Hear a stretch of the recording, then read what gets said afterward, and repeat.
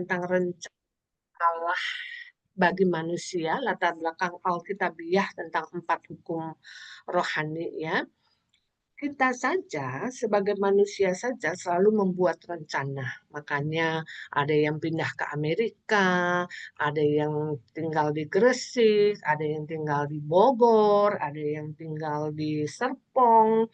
Kenapa? Karena kita mau hidup kita itu menjadi lebih baik ya. Padahal itu hanya untuk hidup sementara saja, yaitu di dunia. Nah, memang betul karena apa? Karena tanpa rencana kita tidak tahu hasil apa yang ingin kita capai, ya kan? Setiap hari kita cuma sekedar bernafas saja, kita menjalani hidup saja, kita nggak tahu hasil akhirnya mau apa. Terutama kita sebagai orang tua, legacy apa yang mau kita berikan kepada anak-anak kita.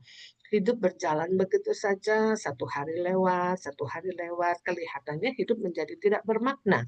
Tetapi sebetulnya banyak loh hal-hal yang bisa kita buat supaya hidup kita menjadi makna. Ini mengambil dari Merriam-Webster, apa sih definisi daripada rencana? Rencana itu adalah sebuah metode untuk membuat atau melakukan sesuatu atau mencapai atau apa namanya memenuhi sebuah ending yang bagaimana. Artinya ada goal yang kita mau capai. Jadi di sini adalah kita harus membuat rencana itu. Kita harus melakukan rencana itu, tetapi yang paling penting adalah usaha untuk mencapai apa yang kita rencanakan itu. Endingnya mesti benar, endingnya mesti tercapai.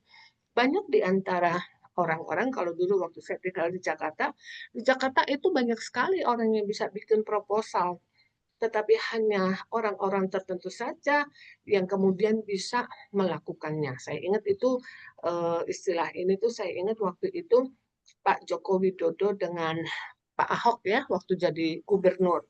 Wah di Jakarta nggak akan kekurangan orang-orang pintar, di Amerika apalagi nggak akan kekurangan orang-orang pintar, tetapi untuk melakukannya itu diperlukan satu energi yang berbeda, begitu ya. Nah, kita juga di sini belajar bahwa kalau kita mengikuti BIMOVE itu bukan karena kita mau mengisi setiap hari dengan satu kegiatan. Seru ya, setiap hari Senin atau setiap hari Selasa kita ketemu sama teman-teman, kita belajar firman Tuhan. Bukan itu. Plannya adalah bagaimana kita belajar di BIMOVE ini untuk mengisi keterampilan kita, mengisi pengetahuan PKS ya, pengetahuan kita, keterampilan kita dan sikap hati kita untuk menjalankan apa sih yang Tuhan ingin kita bisa lakukan ya. Memahami rencana Tuhan adalah hal yang sangat penting. Jadi bukan hanya memahami rencana kita sendiri, memahami rencana Tuhan adalah hal yang sangat penting sehingga rencana kita itu harus inline dengan rencana Tuhan. Kalau rencana Tuhan ke kanan, kita jangan bikin rencana ke kiri. Ya, kalau rencana Tuhan ke kanan, kita juga harus punya rencana ke kanan. Karena apa? Karena sia-sia kalau kita melakukan rencana kita tidak sesuai dengan kehendak Tuhan. Betul, Tuhan memberikan kita kehendak bebas. Betul. Tetapi akibatnya adalah hasil akhirnya tidak optimal. Karena apa? Karena Tuhan itu selalu memberikan yang terbaik untuk kita. Nah, tidak tahu rencana Tuhan itu bahaya sekali. Kenapa? Karena mungkin saja kita bisa sukses di dunia, Tuhan mau ke kanan, kita ke kiri, karena kita nggak tahu. Mungkin saja rencana kita baik, tetapi akibatnya apa? Kita nggak sampai kepada kekekalan yang dimaksudkan oleh Tuhan. Atau sekalipun kita sampai pada kekekalan yang Tuhan maksudkan, mungkin kita nyampe ini juga udah babak belur, begitu ya. Kenapa? Karena Tuhan maunya A, kita bikinnya Z. Tuhan maunya B, kita bikinnya Y, begitu ya. Akhirnya babak belur, begitu. Kita mengatakan, saya sudah melayani Tuhan dengan luar biasa. Saya sudah bekerja keras dengan luar biasa. Tetapi yang ada burn out, yang ada adalah apa namanya kecapean, begitu. Nah, hari ini kita belajar tentang apa sih rencana Tuhan, supaya apa? Supaya kita mengerti prioritas-prioritas kegiatan yang harus kita lakukan. Tidak semua kegiatan itu sesuai dengan rencana Tuhan. Itu baik, betul. Tetapi tidak semuanya itu sesuai dengan prioritas Tuhan hari ini, pada zaman ini. Jadi kita akan belajar, kita akan melihat apa itu rencana Tuhan. Ya, manusia selalu memikirkan rencana untuk kehidupannya, termasuk rencana untuk kehidupan abadi yang akan mereka alami sesudah meninggalkan alam fana ini. Oh, kita hebat sekali ya. Kenapa? Karena rencana Tuhan itu ada di dalam Alkitab. Rencana Tuhan itu ada di dalam kitab Kejadian sampai dengan kitab Wahyu. Itu rencana Tuhan itu sudah diuraikan demikian detail. Orang-orang yang senang membaca firman Tuhan akan mengerti siapa itu Tuhan, akan mengetahui apa itu prioritas-prioritas Tuhan. Saya akan memperkenalkan kepada Bapak Ibu sekalian ya. Kita lihat gambar di halaman yang 44 ya.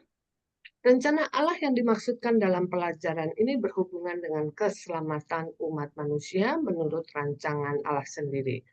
Fakta yang pertama, bagaimana Allah ciptakan manusia. Ada gambar? Itu saya akan bahas satu persatu. Jadi abaikan saja gambar di sini. Nanti ayat-ayatnya akan kita bahas. Saya akan mencoba untuk menguraikannya satu persatu. Fakta yang pertama adalah berhubungan dengan hukum pertama dalam 4 hukum rohani. Ya. Ini ada bagaimana Allah menciptakan manusia. Saudara melihat ada garis ya. Garis ini disebut dengan garis kasih Allah. Dari kekekalan sampai dengan kekekalan. Karena ini berujungnya tidak jelas, karena tidak ada mulanya. Dan ini berujungnya juga tidak jelas, karena tidak ada akhirnya. Akulah Alfa dan Omega. 1 Yohanes 4 ayat 8, boleh minta tolong Ibu Saur membaca untuk kita. 1 Yohanes 4 ayat 8, silakan Ibu.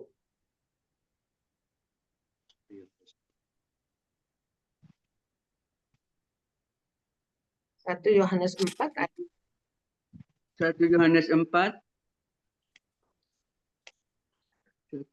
ayat 8. 8. 1 Yohanes 4 ayat 8. Barang siapa tidak mengasihi, ia tidak mengenal Allah, sebab Allah adalah kasih. Iya, terima kasih Ibu Saul. Allah adalah kasih. Kalau kita adalah anak-anak Allah, berarti kita juga pasti sanggup untuk mengasihi. Bukan hanya orang-orang yang kita suka, bahkan sampai dengan musuh kita. Garis ini disebut dengan garis kasih Allah. Kenapa? Karena Allah adalah kasih. Ya, pada mulanya Allah menciptakan kita itu karena Dia mengasihi kita. Dan Allah merencanakan supaya kita berakhir bersama-sama dengan Dia di dalam kehidupan yang kekal. Adam dan Hawa diciptakan dalam satu tempat yang sangat indah yang disebut dengan Taman Eden. Ya, Taman Eden itu begitu indah, begitu lengkap ya. Kalau yang ikut dalam kelas eksposisi kitab Kejadian atau KEK Kejadian setiap hari Rabu waktu Amerika atau hari Kamis pagi waktu Indonesia, itu kita melihat ya Tuhan sudah menciptakan semuanya itu lengkap dulu, baru kemudian Tuhan menciptakan manusia. Dan pada saat Tuhan menciptakan manusia, Dia mempunyai rencana. Jadi nggak asal-asalan. Rencananya adalah Kejadian 1 ayat 27. Pak Niki boleh baca Pak Niki. Kemudian Kejadian 2 ayat 9 sampai 15 minta tolong Pak Andi baca untuk kita. Silakan. Kejadian 1 ayat 27, lalu Kejadian 2 ayat 9 sampai 15.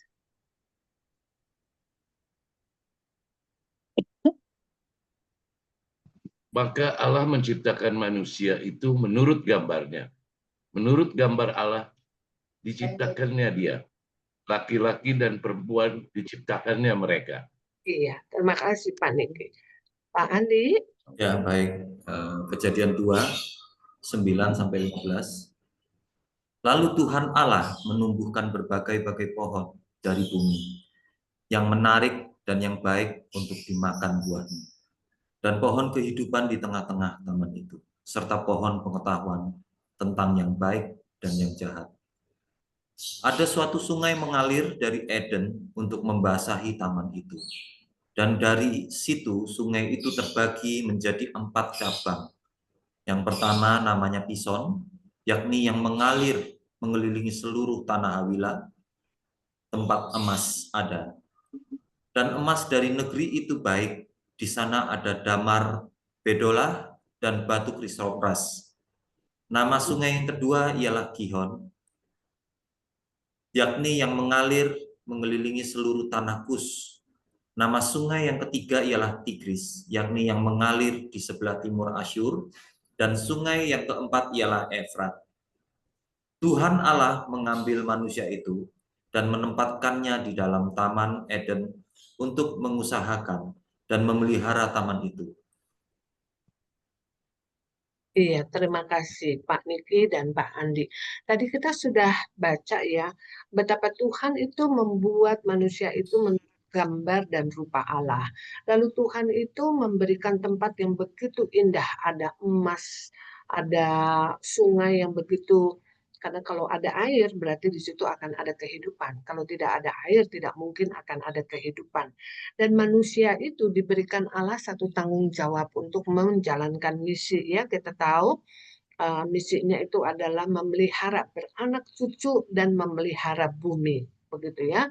Jadi kalau saja ada yang mengatakan, oh saya mau berpasangan dengan yang sama jenis dengan saya, itu sudah melawan kehendak Tuhan, karena untuk beranak cucu itu haruslah lain jenisnya dengan saya. Jadi kalau saya perempuan, saya harus berpasangan dengan laki-laki. Kalau dia laki-laki, maka dia harus berpasangan dengan perempuan. Kenapa? Karena beranak cuculah, penuhilah bumi, beranak cuculah. Lalu peliharalah bumi, begitu ya, bukan dicabik-cabik buminya. Nah, Allah yang Maha Kasih itu sangat mencintai manusia. Bahkan dia memberikan misi yang indah gitu ya. Ini semua kamu boleh dapat gitu ya. Ini semua boleh kamu nikmati ya. Bahkan kemudian ada kita belajar dia memberikan nama kepada ribuan jenis manusia saat itu. Jadi luar biasa. Di Mazmur 8 ayat 6 8 Pak Toga bisa baca untuk kita. Di situ dikatakan Allah memberikan kedudukan yang unik kepada manusia sebagai mahkota dari segala ciptaan Allah. Toga Kejadian Mazmur 8 ayat 6 sampai 8. Mazmur 8 ayat 6 sampai 8.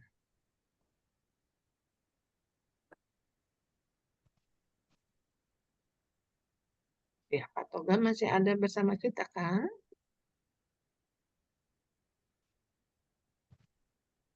Mazmur 8 ayat 6 sampai 8.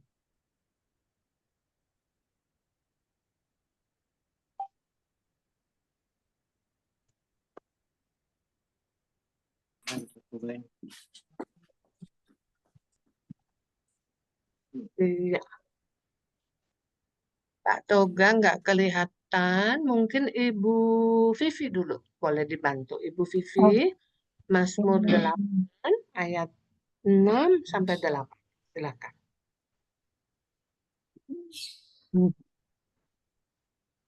Ini tambah.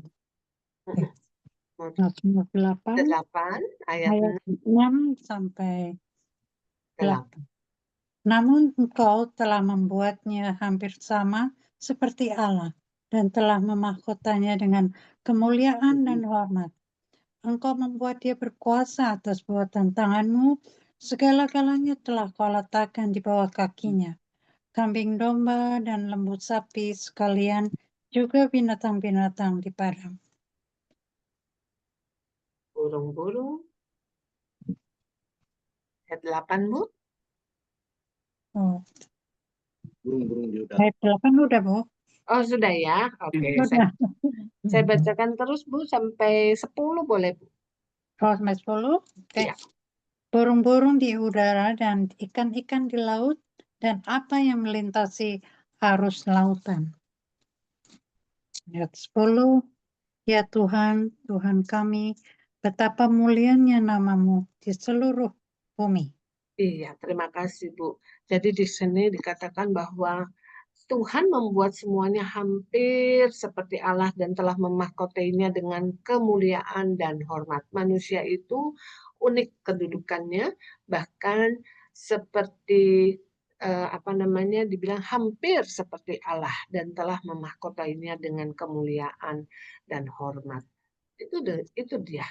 Tuhan menciptakan saudara dan saya untuk satu rencana dan tujuan tertentu. Tuhan memberikan kita misi, Tuhan membuat kita lebih daripada segala ciptaan yang lain-lainnya. Karena apa? Karena Tuhan sangat mengasihi kita.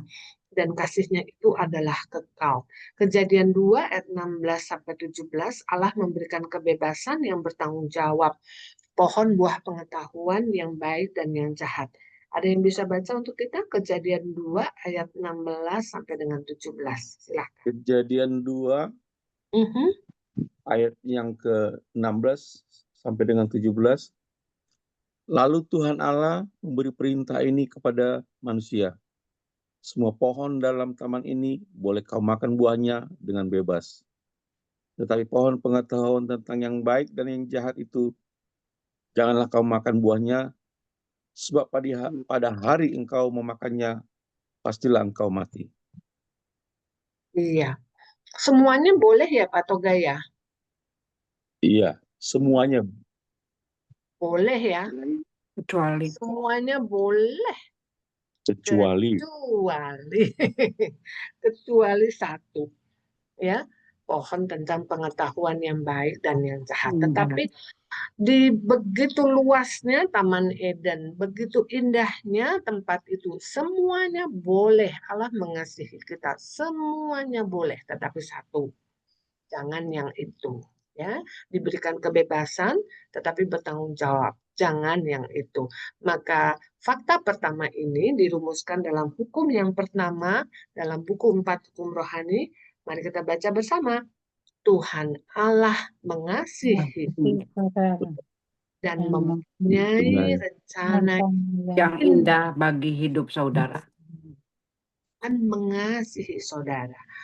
Menciptakan saudara itu sebagai mahkotanya, menciptakan saudara dengan satu misi yang indah, menciptakan saudara dengan kasih yang kekal. Semuanya boleh, tapi bertanggung jawab hanya satu aja yang nggak boleh. Tetapi kemudian terjadi. Fakta yang kedua mengatakan manusia gagal melaksanakan misi atau panggilannya.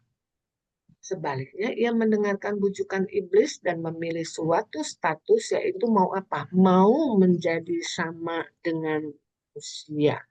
Ya, nah, mau menjadi sama dengan manusia ini, mau menjadi sama dengan Allah itu artinya apa? Memang dia diciptakan hampir sama seperti Allah, tetapi dia mau menjadi sama seperti Allah. Itu artinya apa? Allah. Menyamai Allah. Mau menyamai Allah. Artinya tidak taat kepada sebuah otoritas. Ya kan? Iya.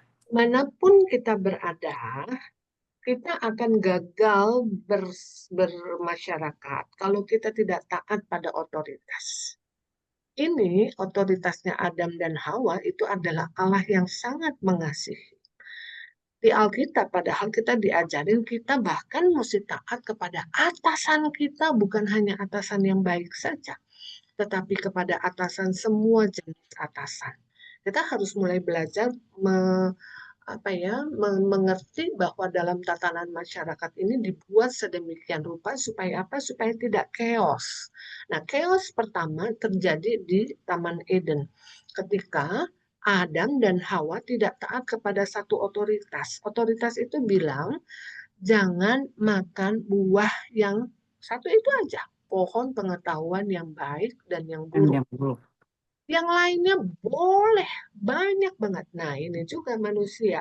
Manusia selalu mencari apa yang enggak ada, sehingga dia tidak bisa lagi menikmati apa yang sudah ada. Benar ya? rumput tetangga selalu lebih hijau. Mm-mm.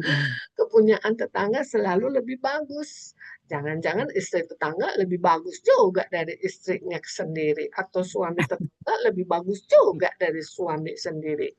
Nah itulah. Jadi jangan sibukkan diri untuk mencari sesuatu yang tidak ada. Nikmati sesuatu yang sudah. Nah, cerita tentang ini pasti Bapak Ibu mengerti maksudnya ya. Jadi kalau Tuhan kasih berkat kepada kita hari ini adalah sekian, Tuhan sudah menakar. Nikmati dulu. Kalau kita bisa mengelolanya dengan baik, kita pandai-pandai mengucap syukur, pasti Tuhan akan kasih lagi yang lebih baik. Ingat ya, ada orang yang dikasih talenta 1, ada yang dikasih talenta 2, ada yang dikasih talenta 5.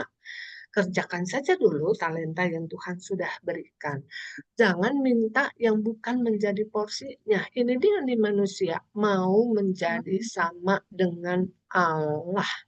Mencari apa yang tidak ada, lupa menikmati apa yang sudah ada. Nggak ada. Akibatnya apa? Manusia itu jatuh di dalam dosa. Dosa.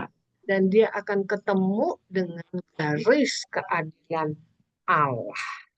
Garis kasih Allah itu akan berakhir dengan kehidupan yang kekal. Tetapi karena dia berdosa, dia akan ketemu dengan garis keadilan Allah. Akibatnya apa? Kalau di sini adalah kehidupan yang kekal, di garis keadilan Allah akan bertemu dengan hukuman yang kekal. Luar biasa. Kekal itu artinya tidak akan berakhir. Kekal itu artinya tidak ada ujungnya. Akibat dosa, akibatnya manusia tidak bisa lagi berada di dalam garis kasih Allah. Ini jelas ya Bapak Ibu ya. Kita ini pertama diciptakan di dalam garis kasih Allah. Pada saat manusia pertama itu jatuh dalam dosa, kita sekarang sudah ada di dalam garis keadilan Allah. Dan jelas hukumannya adalah hukuman yang kekal. Sampai sini dulu ya Bapak Ibu. Jadi ada dua garis yang kita mesti mengerti. Nah, bagaimana tuh caranya manusia itu bisa jatuh? Ini ada ayat-ayatnya, tapi ayat-ayatnya akan kita bahas sebentar lagi ya. Latar belakang penggodaan iblis. Iblis itu adalah si ular tua, Lucifer, bintang fajar. Dia dikatakan di dalam Yesaya 14 ayat 12 sampai dengan 14. Saya minta boleh kalau ada yang volunteer untuk membaca Yesaya 14 ayat 12 sampai 14. Kemudian yang kedua, tolong baca Yehezkiel 28 ayat 13 sampai dengan 17. Silakan. Yesaya 14 ayat 12 sampai dengan 14. Sekalian menghitung ya Pak, Bapak Ibu yang lain. Pada saat Pak Toga membaca, tolong menghitung ada berapa kali kata aku hendak. Atau kata hendak. Silakan. Wah, engkau sudah jatuh dari langit, hai bintang timur, putra fajar. Engkau sudah dipecahkan dan jatuh ke bumi, hai yang mengalahkan bangsa-bangsa. Engkau yang tadinya berkata dalam hatimu, aku hendak naik ke langit. Aku hendak mendirikan tahtaku mengatasi bintang-bintang Allah. Dan aku hendak duduk di atas bukit pertemuan, jauh di sebelah utara. Aku hendak naik mengatasi ketinggian awan-awan, hendak menyamai yang maha tinggi. Iya, berapa kali kata hendak atau aku hendak? Ada 4 kali. Berapa? 4. 4 ya? Kok saya Iya. ketemunya 5 ya? Ayo kita hitung lagi sama-sama. Aku hendak atau hendak? 4.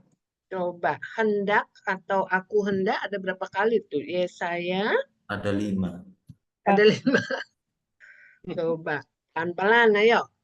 Wah, engkau sudah jatuh dari langit, hai bintang timur, putra fajar. Engkau sudah dipecahkan dan jatuh ke bumi, hai yang mengalahkan bangsa-bangsa. Ayat 13. Engkau yang tadinya berkata dalam hatimu, aku hendak. 1, 5. Aku hendak Hendak mendirikan mendirikan tahta. 2, Aku Aku hendak hendak duduk duduk di di atas Ya. masjid kali. pertemuan. Aku hendak naik mengatasi ketinggian awan, hendak menyamai yang tinggi. Ada berapa? 5 ya? Hendak. Hendaknya ya. Lima. Lima. 5 ya. 5. Iya. Dalam 3 ayat saja dia mengatakan aku hendak itu diulangi 5 kali. Itu menunjukkan ambisi yang egoistis, yang menyatakan ketidakpuasan iblis dengan kedudukan yang telah Allah berikan kepadanya. Apa itu kedudukan yang telah diberikan? Lucifer atau bintang timur itu terkenal sebagai pimpinan paduan suara. Siapa nih pimpinan paduan suara di gereja? Kita sebut saja bukan Pak Ayub, udah pasti karena Pak Ayub orang baik. Bukan Pak Toga pasti karena Pak Toga orang baik. Bukan Pak Niki sudah pasti karena Pak Niki orang baik. Tapi pimpinan sebagai pimpinan paduan suara melayani Tuhan itu adalah kepemimpinan yang tinggi begitu. Nah, tapi si Lucifer ini bilang enak aja. Saya ngelatih paduan suara yang disembah dia. Nggak mau aku hendak menyamai yang maha tinggi. Jadi di sini dikatakan ambisi egoistis iblis membuatnya menjadi lupa diri. Bahwa dia hanya alat. Dia bukan sasaran daripada pujian dan penyembahan. Kata ambisi diambil dari bahasa Latin ambitio, tulisnya AMBITIO. Ambitio diambil dari akar kata ambire, AMBIRE, yang artinya to go around atau the desire for honor and power, begitu ya. Jadi ambisinya itu adalah the desire to get power and honor, gitu ya. Jadi instead of memberikan pujian itu kepada Allah, dia mau mendapatkan pujian itu. Memang ambisi itu harus ada Bapak Ibu. Tetapi kalau ambisi itu menjadi ambisi egoistis, maka dia akan merasa dirinya paling hebat dan ini berbahaya. Karena di dunia tidak ada orang yang bisa hidup sendirian. Tidak bisa. Tidak bisa. Setinggi-tingginya kita punya posisi, kita pasti memerlukan orang lain lagi. Nah, di sini dikatakan bahwa dia itu hendak, ya, dia itu hendak. Nah, kalau ada yang mau baca Yehezkiel 28, Saya. Ya, silakan. Tunggu sebentar. Ya. Yehezkiel 28 ayat 13 sampai 17. Tunggu. Engkau di Taman Eden, yaitu Taman Allah, penuh segala batu permata yang berharga, yaspis merah, krisolit, dan yaspis hijau, permata pirus, krisopras, dan nefrit, lazurit, batu darah, dan malakit. Tempat tatahannya diperbuat dari emas dan disediakan pada hari penciptaanmu. Ya.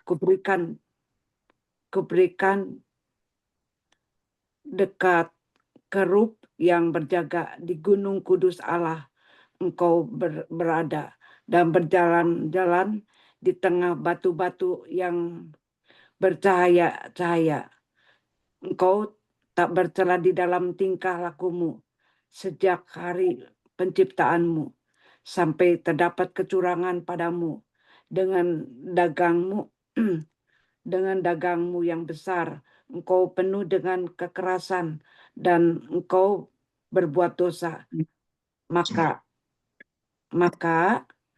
kubuangkan engkau dari gunung Allah, dan kerub yang berjaga membinasakan engkau, dan tengah batu-batu yang bercahaya. Engkau sombong karena kecantikanmu. Hikmatmu kau musnahkan demi semarakmu. Ke bumi kau kulempar, kepada raja-raja engkau kuserahkan menjadi tontonan bagi matanya. Iya. Terima kasih Ibu. Sudah sampai ayat 17 ya. Ya, ya. Terima kasih. Nah, ini bercerita tentang Raja Tirus, betul, tetapi ini juga bercerita tentang jatuhnya Lucifer ya. Di situ dikatakan bahwa Lucifer itu dengan egoistisnya, ambisi egoistisnya dia dilempar ke bumi. Manusia juga demikian. Di situ diceritain ya, Taman Eden itu luar biasa indahnya. Ya, kenapa indah? Kenapa begitu kaya? Kenapa begitu dahsyat? Karena itu Taman Eden adalah lambang kehadiran Allah, begitu ya. Nah, semuanya itu bisa kita nikmati, tetapi hanya satu saja permintaan, jangan makan pohon buah pengetahuan baik dan pengetahuan yang buruk. Cuma satu itu, dia melupakan semua hal-hal yang indah. Ya, dia terbujuk oleh iblis yang memang sudah jatuh ke dalam dunia. Dalam buku tentang satu penafsiran tentang iblis, ketika iblis itu dijatuhkan ke dunia, maka dia membawa sepertiga jumlah malaikat ke dalam dunia. Dan malaikat-malaikat kegelapan itu mereka masing-masing memiliki tempat ya, dengan pangkat-pangkatnya masing-masing, dengan posisinya masing-masing. Kalau di benua Afrika ada, di tempat mana, di Asia juga ada, sehingga kita tidak heran kalau misalnya kita mendengar misalnya agama Hindu terkenal dengan 3.000 dewa-dewinya, misalnya begitu ya. Kalau saya nggak salah tuh saya baca tuh 3.000 dewa-dewinya. Luar biasa ya. Itu semuanya itu adalah sesuatu yang berada di tidak kasat mata ya. Bagaimana iblis dengan tentara-tentaranya itu memiliki daerah jajahan ya, daerah kekuasaan ya. Saya sering mendengar ya, saya dari Indonesia Timur, itu orang bisa terbang, Bu, Pak, dari satu tempat ke tempat yang lain. Kenapa? Karena dia memiliki kuasa gelap. Kenapa dia bisa memiliki kuasa gelap? Karena dia menghambakan dirinya pada kuasa gelap. Itu bisa terbang dalam bentuk daun, dia bisa terbawa angin, dan kemudian dia bisa berpindah tempat. Jadi nggak perlu tuh yang namanya naik-naik pesawat. Itu ada. Ya. Kenapa demikian? Karena Allah telah menjatuhkan iblis itu ke dunia dan dia membawa sepertiga jumlah malaikat yang ada di sorga turun bersama dia. Nah, iblis sudah kasih contoh, kalau jatuh jangan mau sendirian. Waktu dia jatuh, dia bawa sepertiga. Manusia juga mencontoh begitu. Biasanya kalau dia kena marah atau ketahuan, dia juga bawa teman-temannya. Lu kan juga sama-sama dengan gue. Akhirnya apa? Bawa juga teman-teman yang yang dia bilang kan sama nih, kita ngerjainnya bareng nih. Istilahnya kalau pungli berjemaah begitu ya. Jangan cuma gue aja dong yang kena kena akibatnya, juga mesti turun dong begitu. Nah, di dalam proses kejatuhan itu sebetulnya Bapak Ibu, di situ ada dua hal yang tercakup di dalam ketidaktaatan. Yang pertama, sikap hati. Dalam percakapan antara Hawa dan si ular itu terdapat percaturan nilai. Nah, ini ada kata-kata penting ya, antara menaati Allah atau menaati iblis. Ini ada percaturan nilai ya. Hawa harus menetapkan pilihan, dan pemilihan itu sangat ditentukan oleh sikap hati. Tapi sikap hati itu akan sangat ditentukan juga oleh apa? Pengetahuan tentang siapa itu Allah. Ya, pengetahuan tentang siapa itu Allah. Kalau dia sudah tahu dan kemudian tetap memilih untuk tidak menaati, nah sudah, akibatnya akan ditunjukkan dalam tindakan. Sikap hati yang salah itu merupakan akar daripada dosa, dan itu semua ditunjukkan dalam bentuk tindakan, ya, dalam bentuk tindakan. Akibatnya apa? Tuhan tidak main-main. Terjadi perpisahan dengan Allah. Tidak ada seorang pun yang tidak berdosa, sekecil apapun. Mazmur 14 ayat 3 mengatakan semua orang telah menyeleweng, bejat, tidak ada yang berbuat baik. Walaupun kelihatannya tertutup, tetapi semua orang telah menyeleweng dalam kadarnya masing-masing. Semua orang bejat, tidak ada yang berbuat baik dalam kadarnya masing-masing, tetapi semuanya telah berbuat dosa. Roma 3 ayat 23 mengatakan. Maka kita ketemu dengan gambar itu ya. Ini kita lihat gambarnya ada di gambar Bapak Ibu ya. Tanpa dipengaruhi oleh jarak dari permukaan air, siapa saja yang ditahan di dalam air akan mempunyai akibat yang sama, yaitu kematian. Mari kita tutup mata kita, lalu sekarang kita bayangkan, kalau saya berada 1 meter di bawah air dan tidak bisa mendapatkan oksigen, apakah saya akan hidup, Bapak Ibu? Tidak. Tidak. Kalau saya berada 1 kilometer di bawah permukaan air dan tidak ada oksigen yang bisa saya hirup, apakah saya akan hidup, Bapak Ibu? Tidak. Nggak bisa juga ya. Nah, sekarang bayangkan, kalau saya berada 1 milimeter di bawah permukaan air dan tidak ada oksigen yang bisa saya hirup, apakah saya akan hidup, Bapak Ibu? Tidak. Tidak. Kenapa? Kenapa tidak?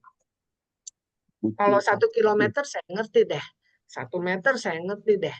Tapi 1 milimeter. Kita membutuhkan oksigen. Yes, that's the reason. Karena nggak ada oksigen. Ya, karena kita membutuhkan oksigen. Dan oksigen itu ditahan oleh siapa? Oksigen itu ditahan oleh dosa. Karena kita berada di bawah permukaan air. Paniki, oke Paniki? Oke, Halo, Bu. Paniki. Oke. Oke ya. Ya, jadi tanpa dipengaruhi oleh jarak dari permukaan air, asalkan kita berada di bawah permukaan air, kita ditahan di dalam air, akibatnya adalah sama.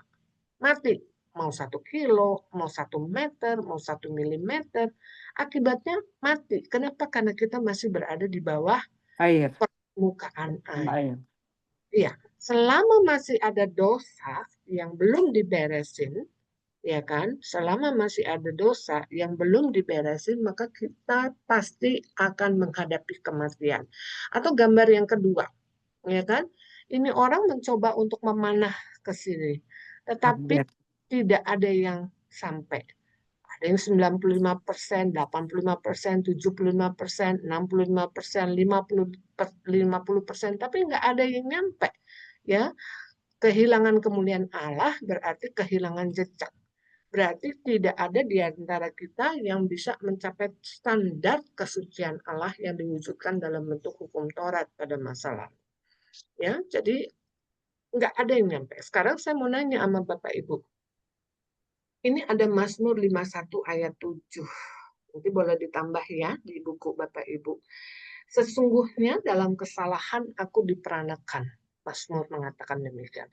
Dalam dosa aku dikandung ibuku. Saya mau bertanya, binatang apakah ini? Singa.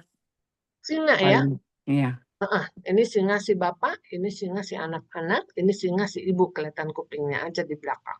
Cute ya, anak-anak ada 4, 7 gitu ya. Tapi binatang ini berbahaya enggak? Bahaya. Bahaya ya. Tapi dia kan lagi nggak ngapa-ngapain nih. Lagi kalem, lagi ngeliatin ke depan. Ini lucu seperti anak kucing yang gemuk ini. Lagi kenyang. Adik, hah? Lagi kenyang. Lagi kenyang ya. Nah, lagi nggak lapar dia ya. Tapi lagi apakah family day. Gimana Pak? Lagi family day. Lagi family day nih ya. Lagi gathering nih dia. Nah, Bapak Ibu berani nggak ketemu sama mereka ini semua? Takut. Kenapa takut Ibu Jenny? Takut lompat nanti. Takut diterkam. Terkam ya. Kenapa diterkam? Takut Diterkam. dimakan. Yes. Karena ini adalah termasuk binatang buas, ya. Walaupun dia tidak sedang memangsa, tapi ini kategorinya adalah binatang buas ini. Walaupun dia adalah seekor anak singa, tapi dia kategorinya ini adalah binatang buas ini, ya. Jadi apakah dia sedang memangsa, apakah dia tidak sedang lagi duduk ayem-ayem, manis-manis, mukanya cute begini, dia ini adalah binatang buas. Benar ya? Iya. Semua manusia dikandung, dibilang di sini, sesungguhnya dalam kesalahan aku diperanakan dalam dosa. Saya, Bapak, Ibu, ya. Dalam dosa aku dikandung ibuku. Saya, Bapak, Ibu, orang yang kita lihat di gereja, orang yang kita lihat di tempat kerja, orang yang kita lihat di pasar, orang yang kita lihat di dalam mall, ya, itu semuanya adalah orang-orang yang dikandung di dalam dosa. Semuanya ini patut untuk kita khawatirkan gitu ya, untuk kita takutin. Kenapa? Karena orang-orang ini punya status khusus, yaitu apa? Status orang berdosa. Benar ya? Walaupun mukanya cute, kita bisa lihat dia lagi berguling-guling, misalnya, waktu lagi bercanda, si bapak lagi jilat-jilatin adik anaknya, si kakak sama si adik lagi bercanda, terkam-terkaman, begitu cute, tapi ini statusnya adalah binatang buas. Ya, binatang buas dia tidak bisa untuk kita dekati. Bahaya kalau kita dekati. Demikian juga dengan keberadaan manusia. Sebelum jatuh ke dalam dosa, dia memiliki roh, tubuh, dan jiwa. Tetapi setelah dia jatuh ke dalam dosa, maka rohnya itu mati. Roh ini adalah sarana untuk berhubungan atau berkomunikasi dengan Allah. Putus. Tubuhnya masih ada, jiwanya masih ada, tapi sarana untuk berhubungan dengan Allah sudah tidak ada lagi. Roh yang mati ini yang dikatakan kamu jangan makan buah pohon pengetahuan yang baik dan yang buruk. Karena pada saat kamu memakannya, kamu akan mati. Yang dimaksud di sini bukan mati badannya, bukan mati jiwanya, mati rohnya. Sehingga dia tidak bisa bersekutu lagi dengan Tuhan. Dia penuhi dirinya, dia penuhi badannya, dia penuhi akal budinya dengan sesuatu yang sebetulnya itu tidak akan pernah cukup. Ya, mau posisi, mau duit, mau jabatan, mau apapun, tidak bisa selama rohnya itu masih mati. Jadi hari ini kita belajar bagaimanakah cara kita memandang orang lain. Apakah setelah kita mengalami kematian roh melalui Adam dan Hawa, roh kita itu sudah dipulihkan atau tidak. Itu sebabnya hukum kedua mengatakan manusia penuh dosa dan terpisah dari Tuhan Allah. Sehingga apa? Dia tidak dapat mengetahui dan mengalami kasih dan rencana Allah bagi hidupnya. Itu dia latar belakang mengapa manusia itu terpisah dari Allah. Karena Tuhan Allah Maha Suci, manusia penuh dosa, kita terpisah dari Tuhan Allah. Jangan melihat dari bentuk fisiknya, lihat statusnya. Jangan melihat lucu-lucunya itu anak-anak singa. Secara status dia adalah binatang buas. Walaupun pada saat kita melihatnya dia kelihatannya berbakti, ya kan, penuh dengan amal ibadah, ya kan, penuh dengan kebaikan. Barangkali mereka secara moral malah lebih baik daripada orang-orang Kristen. Tetapi hukum kedua mengatakan manusia penuh dosa dan terpisah dari Tuhan Allah. Dia nggak bisa mengetahui. Nah, fakta yang ketiga adalah, kita pindah ya, kita udah di halaman berapa? Sekarang sudah di halaman 47. Allah itu maha kasih, Pak Ibu. Kesuciannya dan keadilannya yang menyebabkan ia menghukum dosa. Ya kan? Tetapi hal itu tidak membatalkan kasih. Saya ingin memperkenalkan Bapak Ibu dengan Allah yang adalah kasih. Saya ingin memperkenalkan kepada Ibu bahwa Allah itu mencintai Bapak Ibu. Saya ingin memberitahu kepada Bapak Ibu bahwa Allah itu peduli kepada Bapak Ibu karena Allah itu adalah Maha Kasih. Dia tahu bahwa manusia itu berdosa. Itu sebabnya Allah menyediakan jalan keselamatan bagi manusia melalui siapa? Yesus. Kristus. Itu dia. Nah, bagaimana kita sekarang mulai melihat ya masa sebelum Kristus datang. Sebelum Kristus datang sudah banyak petunjuk-petunjuk tentang kedatangan Kristus. Sebelum Kristus datang lebih dari 600 nubuatan tentang Yesus yang diberikan oleh para nabi-nabi. Padahal mereka barangkali berasal atau hidup dalam zaman yang berbeda. Kenapa demikian? Dalam perjanjian induk di Kejadian 3 ayat 15. Siapa yang mau membaca silahkan. Kejadian 3 ayat 15. Ya. Endol. Nah, Terima kasih deh. Ibu Mutiara, ya. saya punya buku 46, 47, 48 nggak ada ya? Baik. Itu tuh berarti Pak Toga sama dengan Ibu Vivi ya. Tadi Ibu Vivi juga menyampaikan demikian. Sama saya juga, Bu. Saya juga sama. Saya juga. Semua kali. Wah. Makanya langsung itu Langsung diam. screenshot. Screenshot Langsung ini diam ya? punyanya Ibu. Nggak usah di screenshot Bu, nanti kan ini dibagi. Iya. Oke, kalau gitu tadi saya udah bagiin tuh Word-nya tuh ke Bapak Ibu dalam bentuk PDF, bisa di print ya di Iya. Bimove, di grup Bimove. Kalau Iya. begitu nanti bisa di print ya Bapak Ibu ya. Ya, saya belum sempat ngeprint, udah saya lihat sih, tapi belum sempat. Baik, nggak apa-apa. Nah, jadi ikutin aja di sini bisa ya, kebaca kan? Iya. Kebaca. Ya. Baca. Kebaca. Ya? Iya, Oke. baca. Coba deh Ibu Dahlia, Kejadian 3 ayat 15. Ikutin di sini aja Bapak Ibu. Kejadian 3. Ayat 15.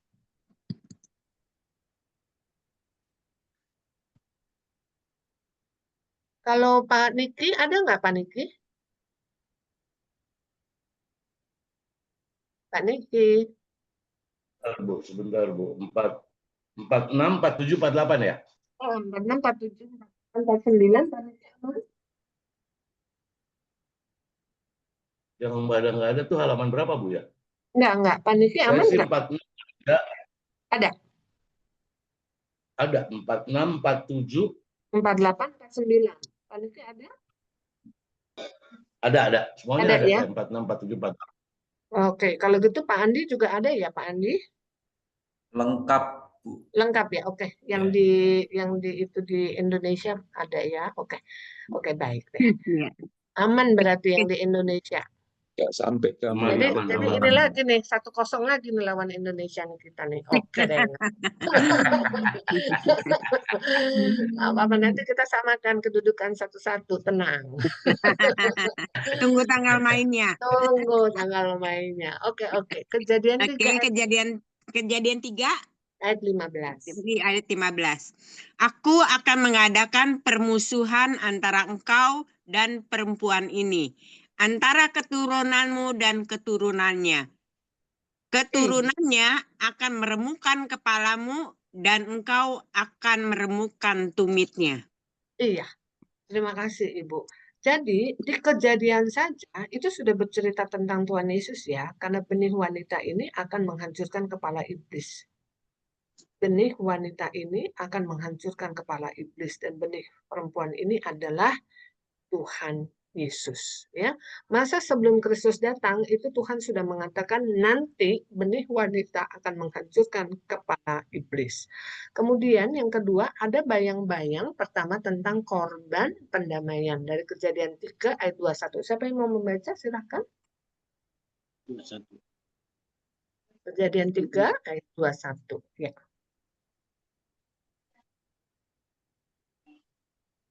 Dan Tuhan Allah membuat pakaian dari kulit binatang untuk manusia dan untuk istrinya itu. Iya. lalu mengenakannya kepada mereka. Iya, terima kasih. Pak Niki jangan bikin 2-1 dong. 1-0 aja dulu. Oke. Kalau cepat Pak Niki sama Pak Bangun ya. Siap, Kobar. Kejadian 3 ayat 21. Di sini dikatakan Tuhan Allah membuat pakaian ya. Pakaian dari kulit hewan ya.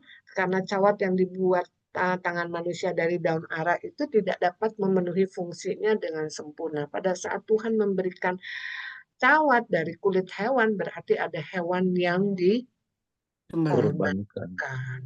ya, jadi ada korban pendamaian itu di Kejadian 3 ayat 21 udah muncul itu. Bahkan di Ibrani pasal 7 sampai 10 tata ibadah daripada daripada persembahan-persembahan itu ada darah domba jantan, darah lembu jantan yang dikorbankan setiap tahun itu hanya dapat menyucikan manusia secara lahiriah ya. Mereka melakukan itu dengan sikap hati menantikan penyucian yang total secara rohani dari Allah ya. Jadi dari kejadian kita sudah melihat ya betapa Allah yang mengasihi itu sudah punya rencana untuk manusia. Dan tadi kita sudah belajar ya manusia sudah jatuh di dalam dosa, sekarang ada di dalam garis keadilan Allah. Apakah yang akan terjadi? Manusia mencoba untuk naik kembali ke garis kasih Allah, naik ke atas lewat untuk memperoleh kehidupan kekal. Tapi yang naik di zaman dulu itu hanya asapnya aja. Ya, ini adalah sebuah pelambang saya mau naik lagi ke garis kasih Allah. Saya tidak mau berada di dalam garis keadilan Allah. Tetapi apakah hal ini sudah cukup? Tentu saja tidak cukup ya, karena itu adalah sebuah bayang-bayang. Bayang-bayang ketika Kristus datang, Yohanes 3 ayat 16 mengatakan, karena begitu besar Allah akan dunia sehingga ia telah mengaruniakan anaknya yang supaya setiap orang yang percaya kepadanya tidak binasa, melainkan beroleh hidup yang kekal. Roma 5 ayat 8 mengatakan Kristus mati untuk kita ketika kita masih berdosa. Nah, sekarang Pak Niki boleh baca 1 Yohanes 4 ayat 9 sampai 10. Silakan Pak. Yang lain nanti dapat giliran ya, tenang aja. 1 Yohanes 4 ayat 9 sampai 10. Silakan.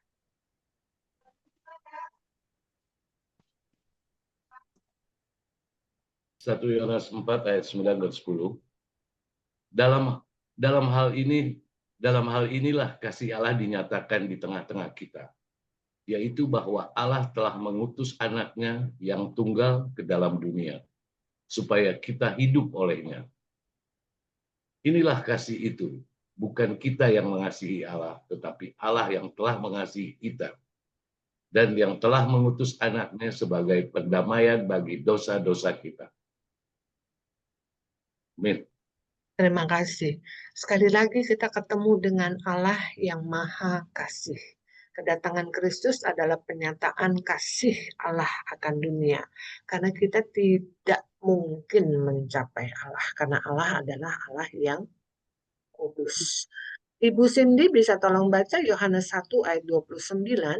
Di sini dikatakan Yohanes Pembaptis memberikan kesaksian tentang Yesus Kristus disebut sebagai apa itu Ibu Cindy? Yohanes 1 ayat 29. Yohanes 1 ayat 29, pada keesokan harinya Yohanes melihat Yesus datang kepadanya dan ia berkata, lihatlah anak domba Allah yang menghapus dosa dunia. Amin. Iya, terima kasih. Kalau tadi itu hanya mudah-mudahan sampai, begitu ya, mudah-mudahan sampai, tetapi sekarang Yohanes Pembaptis memproklamirkan inilah anak domba Allah yang menghapus dosa manusia. Ya, kalau dahulu kita tahu grafirat dalam Perjanjian Lama hanya menutup dosa untuk sementara, ya. Tapi oleh pengorbanan Kristus itu akan disempurnakan. Persembahan penutup dosa itu yang telah dilakukan tiap-tiap tahun itu menjadi disempurnakan karena Allah itulah yang menghapus dosa manusia. Sekarang kita mau lihat ya, bagaimana peristiwa penyaliban itu terjadi. Bapak Ibu tetap ikuti ya di sini. Peristiwa penyaliban Yesus Kristus adalah Allah sejati, tapi dia juga adalah manusia sejati. Ya, apakah dengan demikian ketika Yesus Kristus disalibkan maka Allah juga disalibkan? Enggak. Bagaimana? Siapa yang bisa membaca dari Yohanes 1 ayat 14 dan 18 serta Kolose 1 ayat 15 sampai 20.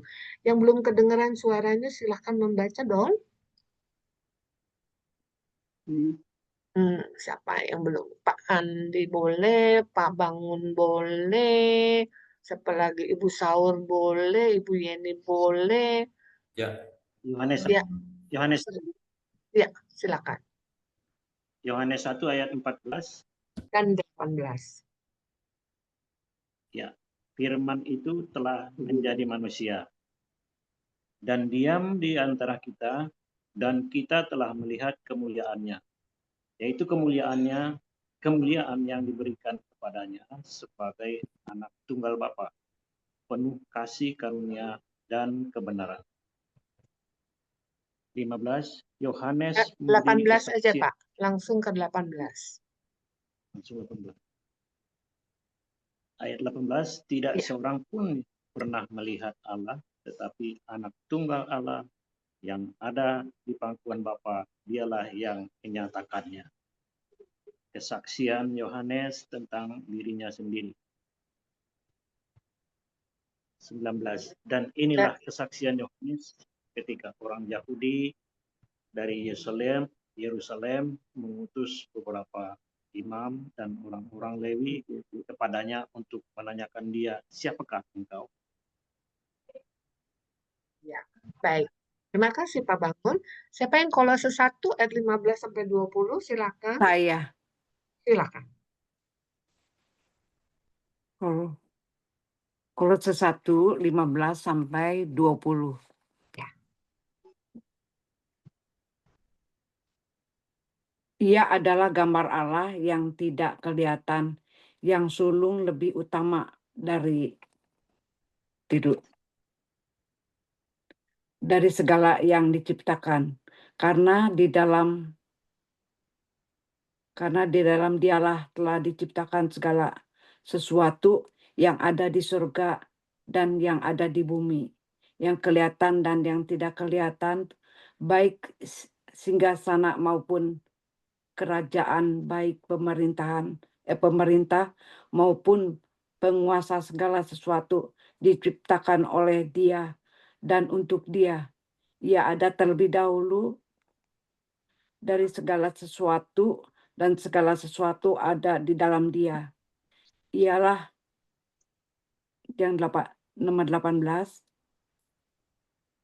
Dia ialah segala tubuh, yaitu jemaat ialah yang sulung, yang pertama bangkit dari antara orang mati, sehingga ia yang lebih utama dalam segala sesuatu, karena seluruh kepenuhan Allah berkenan diam di dalam Dia, dan oleh Dialah Ia memperdamaikan segala sesuatu dengan dirinya, baik yang ada di bumi maupun yang ada di surga. Sesudah Ia mengadakan perdamaian oleh darah salib Kristus. Sudah. Terima kasih Ibu Yeni. Jadi dari bacaan tadi yang dibaca oleh Pak Bangun dan juga oleh Ibu Yeni itu bahwa kealahan Kristus itu ada di dalam tubuhnya ya, Kristus. Manusia Yesus ya. Sekarang kita akan membaca lagi. Sebentar ya, sebentar. Peristiwa penyaliban itu kita bagi dalam dua bagian ya. Yesus mewakili Allah dalam 3 jam pertama, ya. Silakan baca Lukas 23 ayat 34 dan Lukas 23 ayat 42 sampai 43. Ibu Saur boleh ya, tolong ya.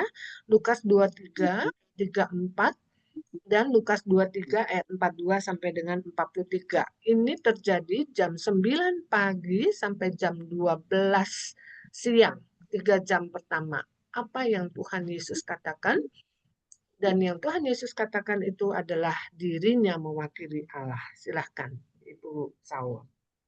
Lukas 23 ayat 34 34 dan 42 sampai 43.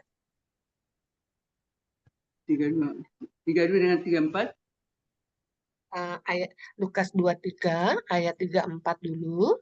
Sesudah itu ayat 42 dan 43. Lukas 23 Ayat 34. oh, ayat 34. Yesus berkata, "Ya Bapa, ampunilah mereka, sebab Iya. mereka tidak tahu apa yang mereka perbuat." Dan mereka membuang undi untuk membagi pakaiannya. Ya, sampai 34 saja, Bu. Ya kan? Tuhan Yesus mengatakan, "Ya Bapa, ampunilah mereka." Yang bisa mengampuni itu hanya Tuhan, bukan manusia. Kemudian ayat 42 dan 43, Bu. Iya. 42. Ayat 42. Lalu Dan ia berkata, "Yesus, ingatlah akan aku apabila engkau datang sebagai raja." Kata Yesus kepadanya, "Aku berkata kepadamu, sesungguhnya hari ini juga engkau akan ada bersama-sama dengan aku di dalam Firdaus." Iya, itu juga Yesus sebagai Allah. Karena yang bisa menjamin bahwa seseorang ada di sorga, dalam hal ini di Firdaus, dalam perhentian, itu adalah Allah. Tidak mungkin manusia. Ya. 3 jam pertama, Yesus mewakili Allah. 3 jam selanjutnya, jam 12 sampai dengan jam 3, Yesus sebagai manusia. Matius 27 ayat 45 sampai 46. Siapa yang mau membaca? Belum di 27. Ya, silakan Matius 27 45 sampai 46. Silakan. Ada yang berkenan? Matius 27 ayat 45. Mulai dari jam 12 kegelapan meliputi seluruh daerah itu sampai jam 3. Kira-kira jam 3 berserulah Yesus dengan suara nyaring, "Eli, Eli, lama sabachthani."